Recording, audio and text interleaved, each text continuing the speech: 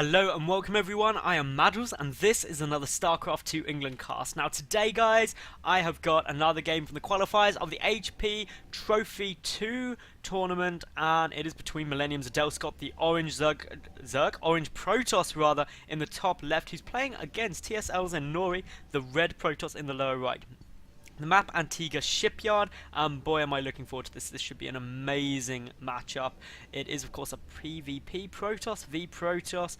What does that mean? It could be anything from 1 gate expands to 4 gates to 3 gate robo to who knows what else. We may even see DT rushes. It's a possibility at the end of the day guys. It's very unlikely but it's possible, and now every part of me hopes that one of them does go for a DT rush, just so I can wreck this losing streak of predictions I've had today in my casting. I've been casting loads of these qualifiers, and so far I am at about, of predictions I made early on of things that are going to happen, 4 have been wrong, only 2 have been right, so I'm a bit sad.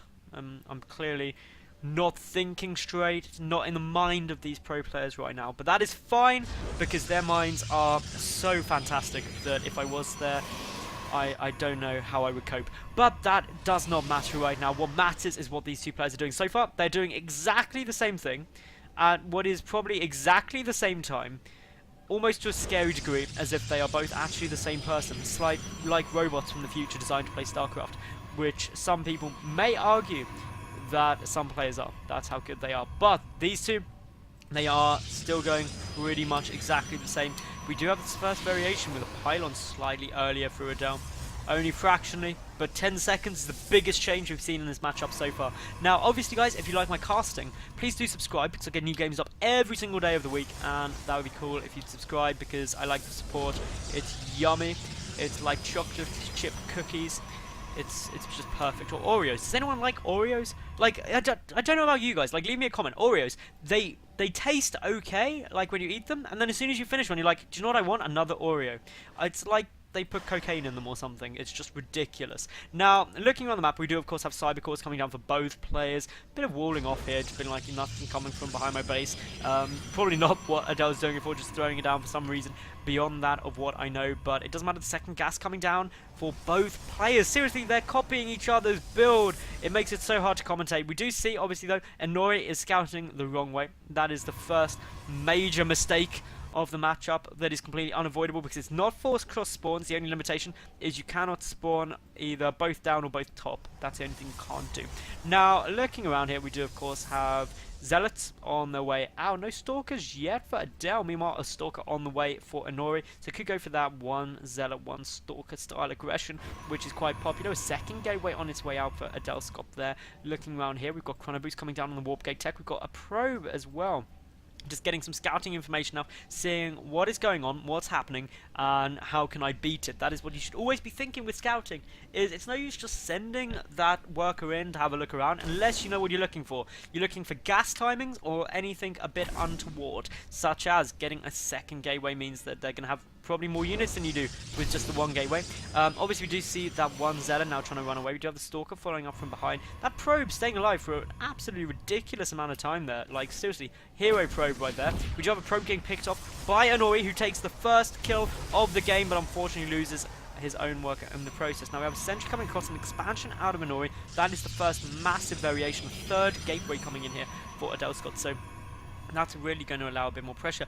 Perhaps judging by the position of these units, maybe slightly concerned there's some aggression going on, some kind of proxy pylon allowing warp-ins or something like that, but as you can see, actually all pretty safe. Now that's Zenith almost certainly going to get killed. The Stalker instead just going to probably try and run away, to be honest, and just trying to do some damage to the other Stalker, getting in a good position, but as you can see, needs to be careful because the Sentry is there, and a great little force field. That was a brilliant force field right there. Does allow the Stalker to get picked off, and that is really, really fun. Obviously the Zealot getting taken down there. We've got a Robo coming down, 2 more gateways being added on, so now really looking at quite a variation. Adel getting his expansion down there, so both starting to level up in what they've got. Obviously the key differences at the moment is the expansion for Inori is down a lot quicker. That's going to mean better economy. More gateways down for Adel. That's going to mean better arming. The robotic facility coming down at a similar time for both players. Now a 4th gateway being added on here from Inori, able to be paid for by the fact that the expansion came down a little bit quicker. That should mean that the a real army supply difference will level out. If we look at the worker count, 30 to 29 rather, so that is all very, very level. If we look at the army supply, Adel does have a bit more, but that should level out into Inori's favour once that 4th gateway gets into play. Of course, we do have the first observer coming out. You should see an observer as soon as that robotics facility finishes for Adel as well, because they are also important. The Twilight Council on its way down in the moment for Adel. Meanwhile, Inori getting down that Immortal. The rock slowly being worked on by those 2 Stalkers. Doesn't want to kill them too fast, but does want to kill them. Meanwhile, the expansion up and running here for Inori. Looking good. Got a robotics bay coming down, so Colossus will be on the field. Everyone loves a big group of Colossi. It is great, great fun. Now, what else do we have? Obviously, a Twilight Council nearly finishing up. That is another variation in the build style for the moment. Adel really sticking more to gateway units at the moment, whereas obviously the Immortal will start playing out very, very nice. But both players really being quite passive at the moment, to be honest. Neither want to go for it, want to try and be aggressive. We do have the Observer getting picked off though. That is always annoying, so that means no scouting information for Inori. That's always pain. Getting another Observer though, because you need them Observers, because scouting information absolutely critical. You need to know what your opponent's doing so you can counter it, or arguably more importantly, not die to it. That's really what I like to think of scouting, is you should have your own game plan and really just execute your own game plan without dying to your opponent's one. Usually works out quite well. Now we do see here both players trying to finish off the rocks. We do have Adel there. Looks like they're going to go for their 3rd bases at a very similar timing actually. Adel throws down his 3rd base slightly quicker. Inori should get it quite soon as well. We've got more gateways being added on. That takes the grand total of gateways up to 7 if I'm not mistaken. Yep, 7 is right, as I do a quick count in my head. Now, Proxy Pylon is down there for Inori. He's going to get scouted. The probe is still there. The Observer coming in just to get a little idea of what's going on. The rocks are cleared out, but no sign of a 3rd base. So Inori clearly going to go and try and apply a bit of pressure. With the 7 gates and that Colossus, it could be very, very effective. Is it 2 Immortals? No, just the 1 Immortal actually. So really quite a balanced army. Going to be quite tough to deal with. Meanwhile, Adel sitting there getting Blink out nearly finished, but with only 3 gateways and that robotic facility is not going to have the resupply capability. Lots of proxy pylons coming down. That 3rd base almost certainly going to run into some problems, as you can see here. But upgrade wise, neither player have any upgrades yet. Adel just starting the +1.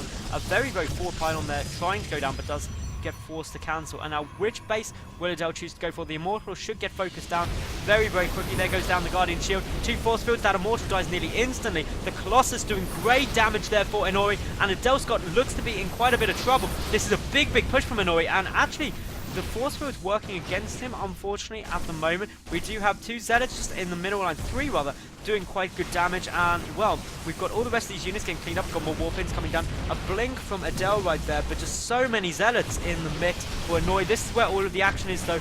That Immortal does need to get taken down pretty quickly. Those Stalkers getting focused. The Colossus is managing to stay up for the moment. We do have more units being added on, and to be honest, this looks like it's going to be GG right now for Inori in what was an amazing timing push, and there goes Adel with the GG out. So guys, if you did like the game, thumbs up, like, leave a cool comment below, and follow me on Twitter. If you want to watch any more StarCraft, go over to my channel. But most importantly, I really hope you all enjoyed the cast, and I'll catch you again soon. Bye for now.